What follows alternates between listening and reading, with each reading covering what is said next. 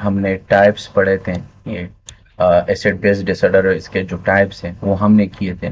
फिर इसके बाद हमने उसके कॉजेस पढ़े, ठीक है।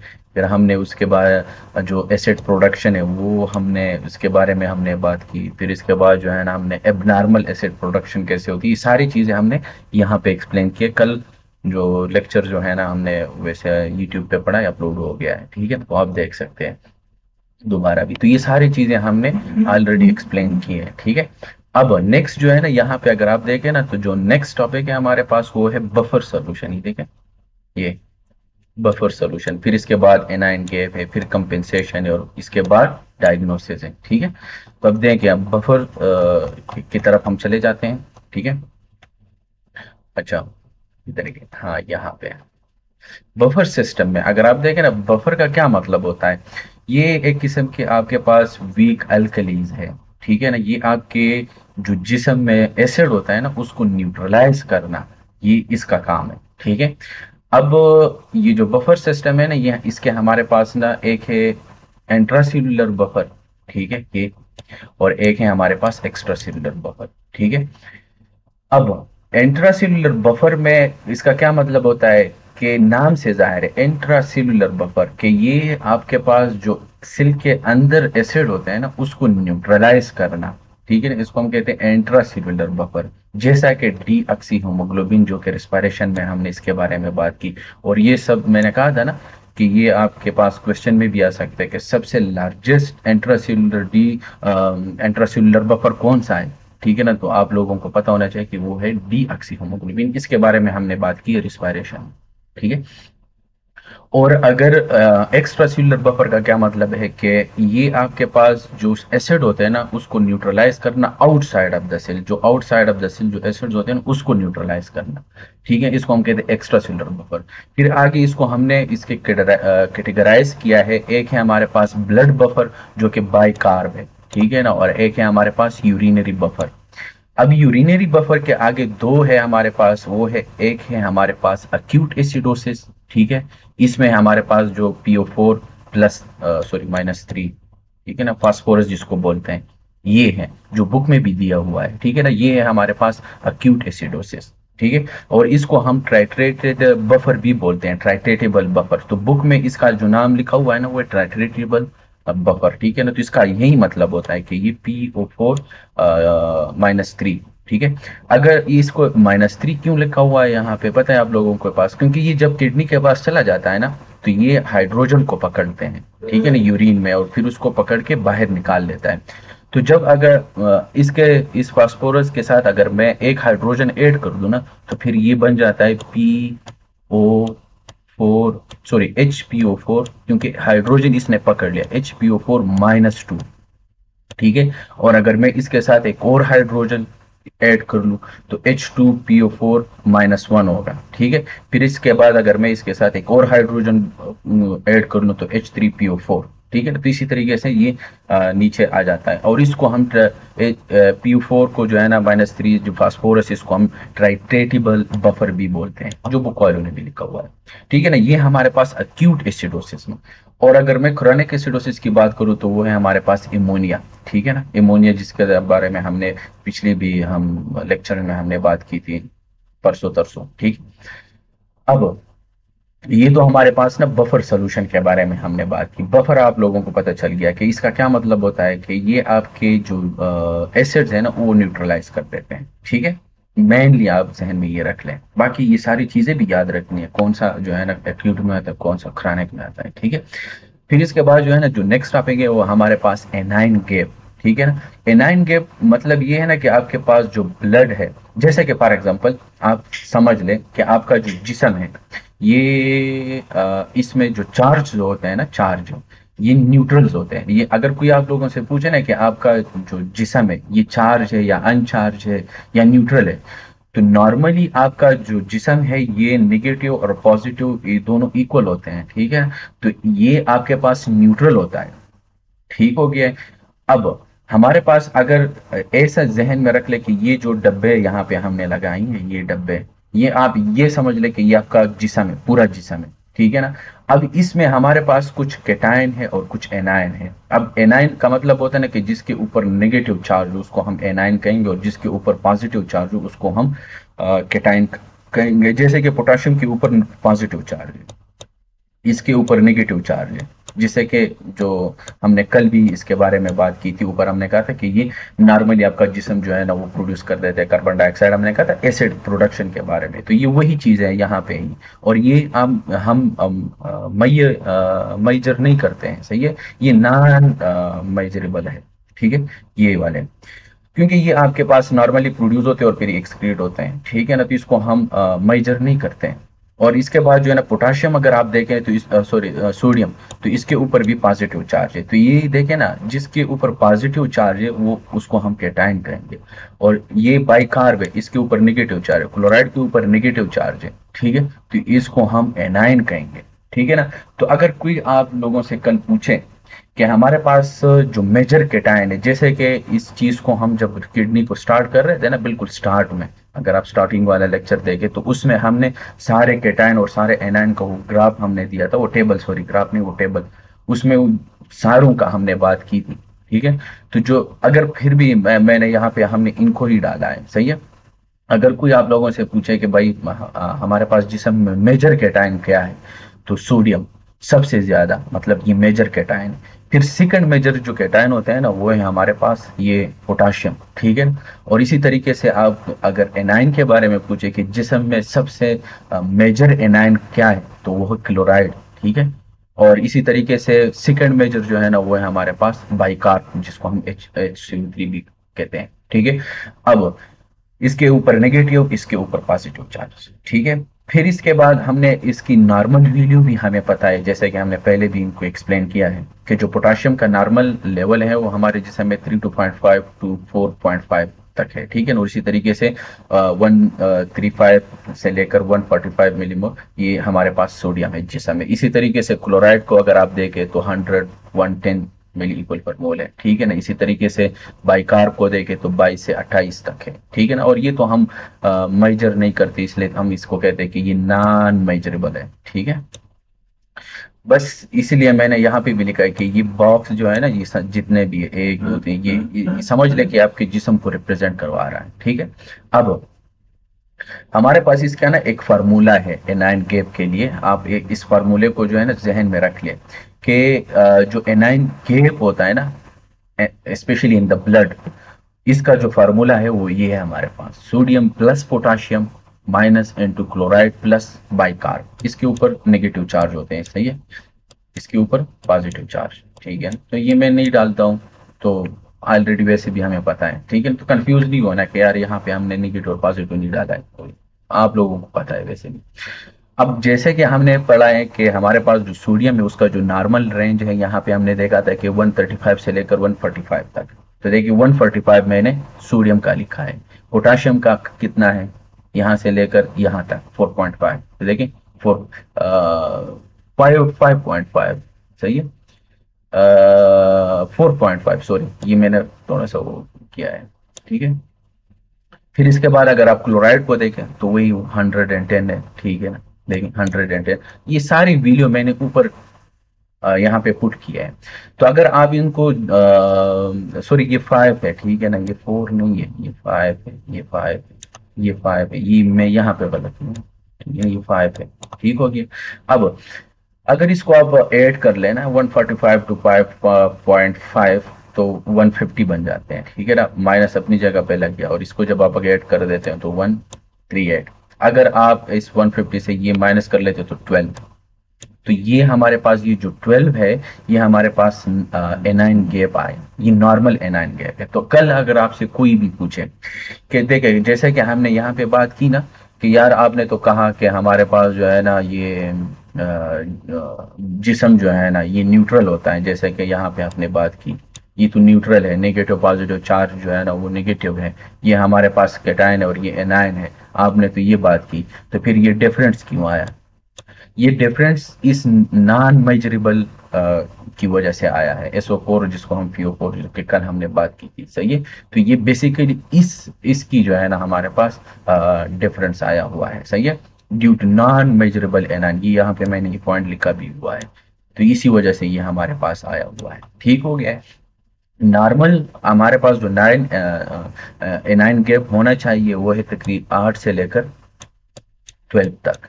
अगर 8 है नॉर्मल है, 9 है नॉर्मल, 10 नॉर्मल, 11 नॉर्मल, 12 नॉर्मल। अगर 12 से ज्यादा होता है तो फिर हम कहते हैं कि अब हमारे पास एबनॉर्मेलिटी है, तो ये फिर एबनॉर्मल एनाइन गैप है। ठीक है ना, क्योंकि आगे हम डायग्नोसिस करेंगे ना, तो डायग्नोसिस में फिर हम यही चीजें करेंगे कि anion gap, non anion gap, और ये जिसमें हम हिस्ट्री लेते हैं। फिर इसके बाद जो है ना, जैसे कि हम एबीजी कर लेते हैं ना, तो एबीजी में हम क्या करते हैं वैसे, अब हॉस्पिटल में अब पेशेंट आपके पास आ जाता है, फिर आप उसको एबीजी लिखते हो, तो आर्टीरियल ब्लड गैस, तो उसमें जब वो रिजल्ट लेके आते हैं तो उसमें आप लोग क्या देखते हैं, उसमें हम यही देखते हैं ना कि भाई साहब हमारे पास जो पार्शियल प्रेशर ऑफ ऑक्सीजन है, कार्बन डाइऑक्साइड वैसे आगे आ रहा है। ठीक है ना, वहाँ पे मैं दोबारा एक्सप्लेन करूंगा। और बाई कार्ब है, ठीक है ना, पीएच देखते हैं, ये सारी चीजें हम देखते हैं। फिर इसके उसको देख के फिर हम डायग्नोसिस लगा देते हैं कि पेशेंट को एसिडोसिस हुआ है या अल्कलोसिस हुआ है। ठीक है ना, तो वो आगे आ रहा है, हम करेंगे। तो अगर फॉर एग्जांपल हमारे पास जो नॉर्मल एनाइन गैप है वो 8 to 12 है, ठीक है ना, और अगर इससे ज्यादा हो जाए तो हम कहेंगे ग्रेटर देन 12 हो जाए, इस 12 से इंक्रीज हो जाए, ग्रेटर हो जाए, तो इसका मतलब ये है कि हमारे पास अब anion gap metabolism, metabolic acidosis हुआ है। और अगर 8 और 12 के दरमियान आ जाए, यानी नॉर्मल आ जाए, इसका मतलब ये होता है कि ये अब हमारे पास नॉर्मल एनाइन गैप है, और इसको हम कहते हैं non anion gap metabolic acidosis. यहाँ पे मैंने लिखी हुई है सारे, ठीक है। Non anion gap metabolic acidosis 8 to 12 हो तो उसको हम फिर non anion gap metabolic acidosis कहेंगे, और अगर ग्रेटर देन 12 हो तो उसको हम फिर कहेंगे कि ये हमारे पास एनाइन गैप मेटाबॉलिक एसिडोसिस है। ठीक हो गया। अच्छा, अब हम आगे चलते हैं। फिर इसको अगर हमें ये समझ आना, फिर हमारा ऊपर जो हमने कहा था कि हम पहले इसके टाइप्स करेंगे, फिर काजेस करेंगे, फिर इसके बाद जो है ना हम क्या नाम है इसका, इधर एसिड प्रोडक्शन हम बात करेंगे, बफर सिस्टम, एनायन के लास्ट, ये वाला जो सेकंड लास्ट है, अब कंपेंसेशन है, कंपेंसेशन के बारे में बात करेंगे। अब इन सारी चीजों को अगर हम मास्टर करेंगे ना, मैंने पहले ही बताया था कि इन चीजों को अगर आप मास्टर करेंगे ना तो डायग्नोसिस बहुत इजी हो जाएगी। हमने सिर्फ इन चीजों पे ज्यादा फोकस डालना है, डायग्नोसिस बहुत इजी रहती है। ठीक है, तो इस चीज को हमने मास्टर करना है। देखें, अब हमारे पास ना कंपेंसेशन है। कंपेंसेशन में हमारे पास ना जिस्म में 2 अर्गन है, ठीक है ना, कि वो आपका वो कंपेंसेट करता है। ठीक है, वो क्या है, कौन कौन से अर्गन है, एक है लंग हमारे पास, दूसरा है किडनी। ठीक है ना, तो अगर फॉर एग्जांपल लंग्स में हमारे पास किस तरह कंपेंसेशन करवाता है, जैसे कि फॉर एग्जांपल पेशेंट्स है या मेटाबॉलिक एसिडोसिस हो या अल्कलोसिस हो, ठीक है ना, तो अब लंग्स आपका किस तरीके से इसको कंपेंसेट करवा देते हैं। एसिडोसिस के बारे में हमने बात की है स्टार्टिंग में कि एसिडोसिस, अगर आप लोगों से पूछे ना कि एक लफ्ज में बताएं कि एसिडोसिस और कलोसिस का क्या मतलब है, तो एसिडोसिस का मतलब ये होता है ना कि आपकी जिस्म में एसिड का ज्यादा हो जाना, इसने नाम यही रखा है हमने। अल्कलोसिस का मतलब ये होता है ना कि आपकी जिस्म में बाइकार्ब यानी बेस जो है ना वो ज्यादा हो जाना। ठीक है, तो अगर फॉर एग्जांपल अगर आपके जिस्म में एसिड ज्यादा हो गया है तो आपका लंग किस तरह कंपेंसेट करता है कि इस एसिड को जो है ना वो बाहर निकाले, तो क्या करेगा आपका लंग जो है ना वो क्या करेगा, वो हाइपर वेंटिलेट हो जाएगा। हाइपर वेंटिलेट का क्या मतलब होता है कि वो बहुत ज्यादा कार्बन डाइऑक्साइड बाहर निकालेगा, बहुत ज्यादा कार्बन डाइऑक्साइड निकलेगा। और कार्बन डाइऑक्साइड क्या है हमारे पास, जैसे कि कल हमने पढ़ा था कि एसिड है हमारे पास, तो आप एसिड को बाहर निकाल देते हो। तो इसी तरीके से आपने आपका जो लंग है वो कंपेंसेट करवा रहा है। और अगर फॉर एग्जांपल बेस ज्यादा हुआ है, ठीक है ना, तो उस अल्कलोसिस वाले में आपका लंग किस तरह आपका जो है ना वो कंपेंसेट करवाएगा, तो उस टाइम जो है ना वो आपके पास ये हाइपोवेंटिलेशन करवाएगा। ठीक है, तो हाइपोवेंटिलेशन करवाएगा, कार्बन डाइऑक्साइड अंदर रिटेन हो जाएगा। ठीक है ना, तो वो जब रिटेन हो जाएगा तो एसिड और बेस का इक्वल जो लेवल है वो इक्वल हो जाएगा। ठीक है ना, तो इसी तरीके से ये आपका जो लंग्स है वो इसी तरीके से आपके आपके मेटाबॉलिक एसिडोसिस हो या अल्कलोसिस हो, वो किस तरीके से कंपेंसेट करवाते हैं वो इसी तरीके से करवा देता है। ठीक है ना, ये सारी चीजें हमने लिखी हुई, स्ट्रेट फॉरवर्ड चीजें हैं। ठीक है ना, इसमें कोई मुश्किल चीज नहीं है।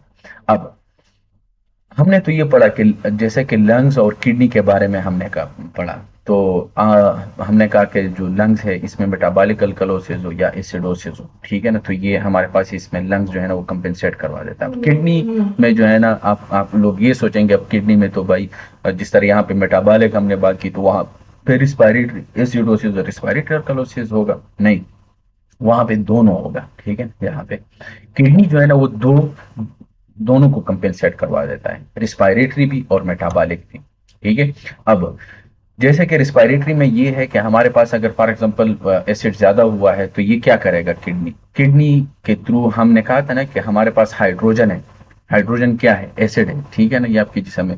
तो किडनी क्या करवाएगा कि वो हमारे पास जो किडनी से वो हाइड्रोजन को एलिमिनेट करवाएगा, ठीक है ना, या इंक्रीज करवाएगा या डिक्रीज करवाएगा। तो इसी तरीके से किडनी भी आपके पास कंपेंसेशन करवा रहा है।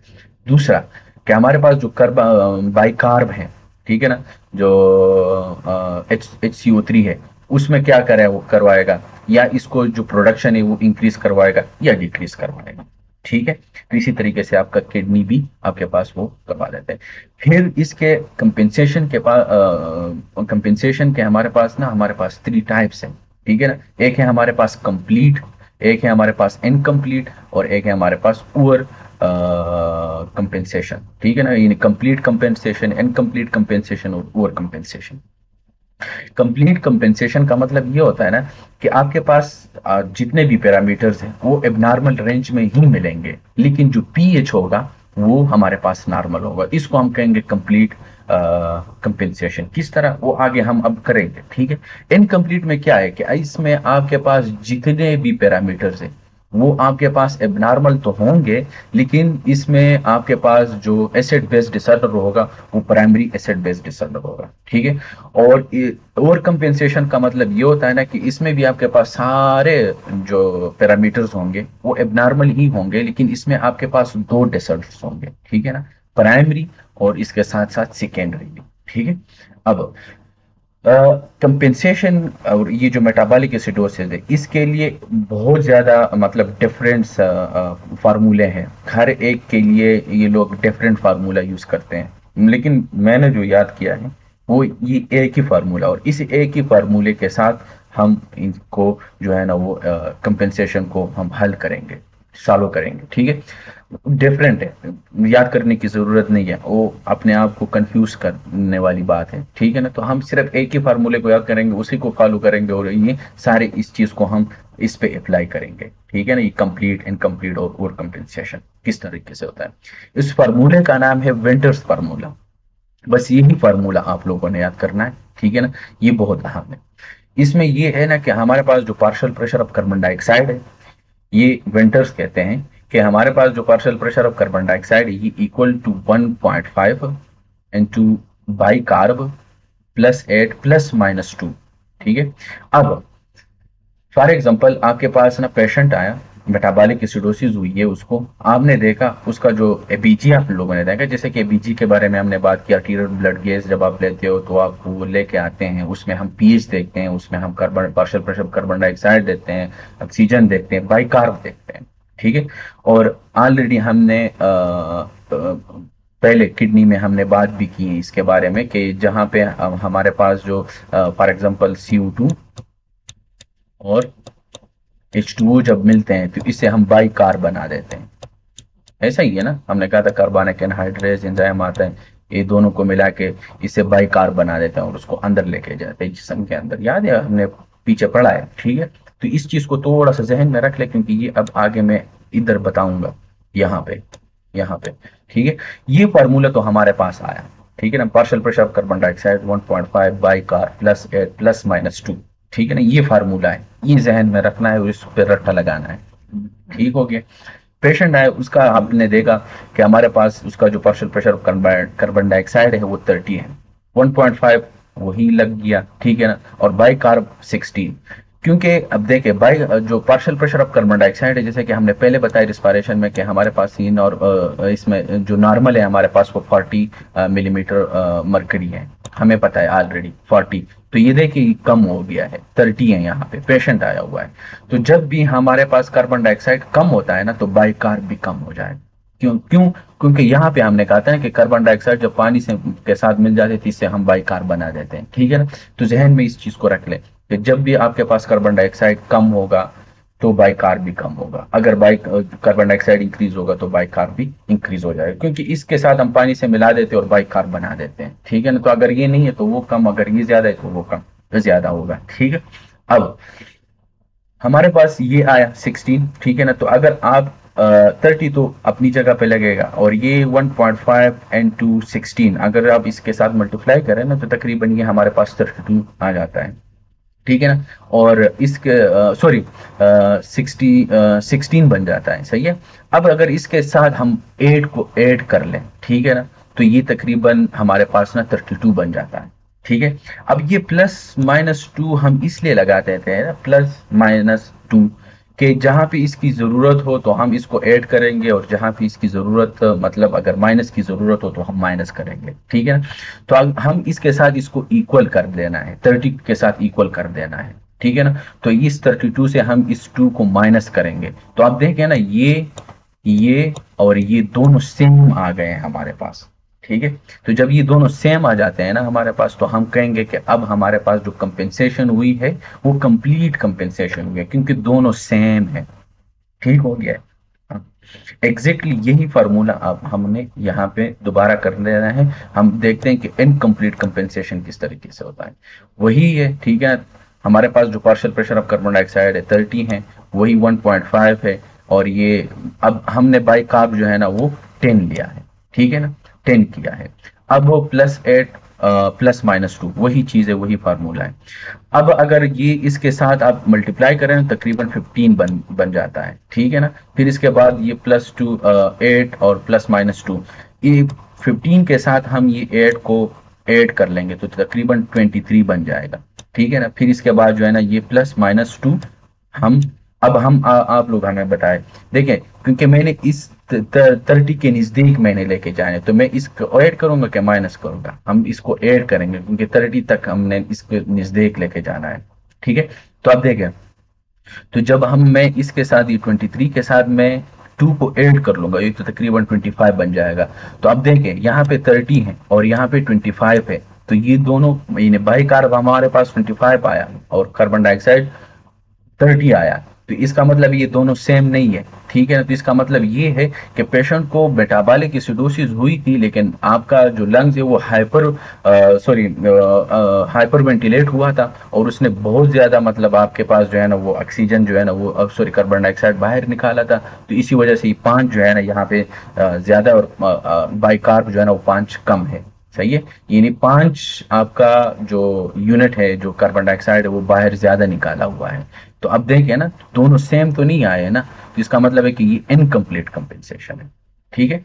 और अब ओवर कंपेंसेशन की बात हम करते हैं, वही फार्मूला है, ठीक है ना, 30 है, लेकिन यहाँ पे हमने बाई कार को जो है ना 20 लिया हुआ है, ठीक है ना। तो वही सेम चीज है, अगर आप इसके साथ मल्टीप्लाई करें तो 30 बनता है, फिर इस 30 के साथ इसको ऐड कर ले 32 बन जाता है। अब मैंने इस 30 के साथ के पास करीब लाना है, तो मैं इसके साथ ये माइनस करूंगा, 38 से मैं अगर 2 माइनस कर लूं तो तकरीबन ये 36 बन जाता है, ठीक है ना। तो अब देखें, अब यहाँ पे ओवर कंपेंसेशन हुई है। ओवर कंपेंसेशन किस तरीके से हुई है कि देखें, यानी पेशेंट्स को जो है ना वो मेटाबॉलिक एसिडोसिस थी, ठीक है ना, और यहाँ पे पेशेंट का जो लंग्स है उसने बहुत ज्यादा बाहर जो कार्बन डाइऑक्साइड है वो निकाला था, ठीक है ना। अब पेशेंट ने बहुत ज्यादा कार्बन डाइऑक्साइड बाहर निकाला, और यहाँ पे जो है ना हमारे पास जो कार्बन डाइऑक्साइड को देखे ना वो 30 है, और यहाँ पे जो बाई कार्ब है वो 36 है। तो इसका क्या मतलब है कि आपके जिस्म में बाई कार्ब इंक्रीज हुआ है, क्यों, क्योंकि आपका जिस्म में जो कार्बन डाइऑक्साइड है वो बहुत ज्यादा बाहर ज्यादा निकाला है, किसने, लंग्स ने। तो पेशेंट को तो प्राइमरी ले लिया, अगर आप देखें तो उसको मेटाबॉलिक एसिडोसिस थी, लेकिन उसको कंपेंसेट करने के लिए आपके लंग ने ओवर कंपेंसेट किया है। ओवर कंपेंसेट की वजह से आपका जो लंग्स है उसने बहुत ज्यादा कार्बन डाइऑक्साइड बाहर निकाला है। तो जब बहुत ज्यादा का मतलब ये है ना कि तकरीबन आपके पास यानी यहाँ पे इन दोनों को अगर हम सेम कर ले तो यहाँ पे 36 है और यहाँ पे बी 36 होना चाहिए, लेकिन यहाँ पे 30 है। तो इसका मतलब ये है कि 6 यूनिट उसने बहुत ज्यादा बाहर कार्बन डाइऑक्साइड निकाला है। तो इसी की वजह से अब हमारे पास एक दूसरी डिजीज आ गई और उसको हम कहेंगे कि सेकेंडरी एज बेस डिसऑर्डर, और इसी की वजह से कि जब आपके जिस्म में बेस इंक्रीज होती है तो फिर हम इसको क्या कहते हैं, मेटाबॉलिक अल्कलोसिस। ठीक है ना। तो पेशेंट को पहले प्राइमरीली मेटाबॉलिक एसिडोसिस थी, आपके लंग ने ओवर कंपेंसेट किया, उसकी वजह से आपके पास जो है ना वो सेकेंडरी एसिड बेस डिसऑर्डर आया, और इसी की वजह से पेशेंट को जो है ना वो मेटाबॉलिक अल्कलोसिस हुआ। ठीक है। तो ये चीजें हमने मास्टर करने हैं, सारे जितने भी है हमने पढ़े। कल हम डायग्नोसिस करेंगे।